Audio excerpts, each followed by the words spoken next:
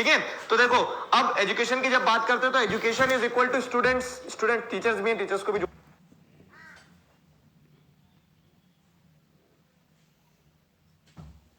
देना, ठीक है। तो एजुकेशन में स्टूडेंट टीचर्स ये सारा कनेक्शन है। तो बेसिकली इस चैप्टर में हम देखेंगे कि what was the impact on the life of students, teachers और एजुकेशन से जुड़ी हुई जितनी भी चीजें हैं, ठीक है। तो अब देखो क्या है, British had a cultural mission. जब ब्रिटिश इंडिया में आए तो उन लोगों का एक कल्चरल मिशन था, ठीक है।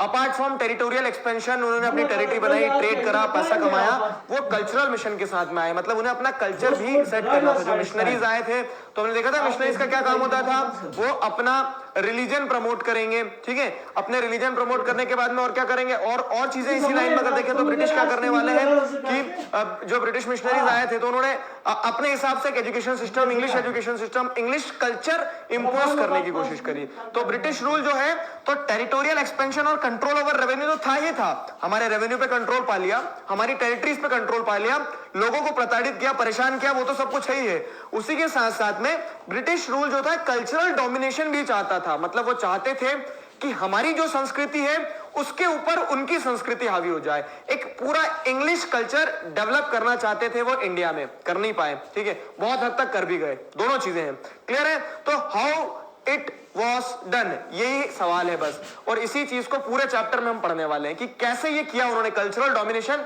कैसे एस्टेब्लिश की। आया समझ में ऑब्जर्वेशन क्या है, ठीक है। तो मैंने आपको बहुत इंपॉर्टेंट बोलते ना रीड बिटवीन दी लाइंस, तो बीच का क्रक्स बता दिया कि चैप्टर है क्या चीज, क्लियर। अब what we are going to study in this chapter, देखिए तो हम क्या क्या पढ़ने वाले हैं। How the British saw education, ठीक है, ब्रिटिशर्स ने एजुकेशन को देखा कैसे, तो उसमें हम क्या क्या पढ़ेंगे, the tradition of orientalist, orientation, ठीक है, ओरिएंटेशन नहीं है यहाँ पे, ओरिएंटलिस्ट, तो ट्रेडिशन ऑफ ओरिएंटलिस्ट या फिर ओरिएंटेशन भी कह सकते हैं। तो ओरिएंटलिस्ट कौन थे, उन्होंने किस हिसाब से सोचा, ये क्या चीज है वो बताऊंगा मैं आपको। Grave error of east, grave error of east मतलब क्या है कि फिर उन्होंने कुछ ब्रिटिश ऑफिशियल्स ऐसे थे कि जो यहाँ के इंडिजीनियस, ईस्ट क्यों कहा गया, जैसे यूरोप ये वेस्ट में है ना, और फिर यूरोप के बाद में जैसे ये इधर इंडिया आ गया मान लो हमारा, तो इंडिया क्या हो गया ईस्टर्न साइड में, तो इंडिया और इंडिया के बाद में जो दूसरी कंट्रीज हैं यहाँ पे ये पूरा, तो चाइना वगैरह, इन सबको ईस्ट कंसिडर किया जाता है, ईस्टर्न वर्ल्ड। तो ईस्टर्न वर्ल्ड के ग्रेव एरर्स मतलब क्या है, यहाँ पे वो बोल रहे हैं कि ईस्टर्न वर्ल्ड का एजुकेशन सिस्टम ही खराब है। तो क्या बोलना चाह रहे थे, कौन थे ये लोग, ठीक है।